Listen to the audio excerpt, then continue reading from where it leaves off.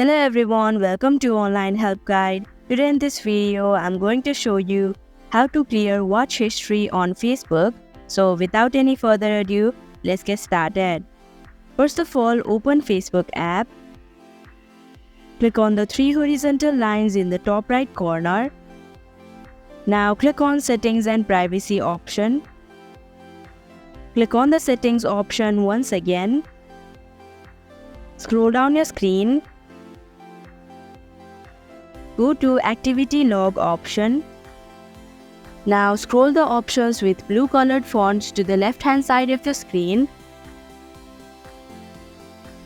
Then click on Videos Watched option.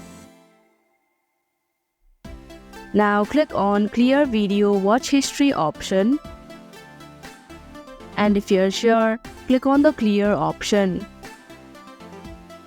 So that is how you can clear your watch history on Facebook. Thank you for watching Online Help Guide. Hope this video was helpful. If it was, hit the like button and comment down if you have any questions or feedback. Also, if you are new to our channel, subscribe and hit the bell icon so that you don't miss our upcoming videos.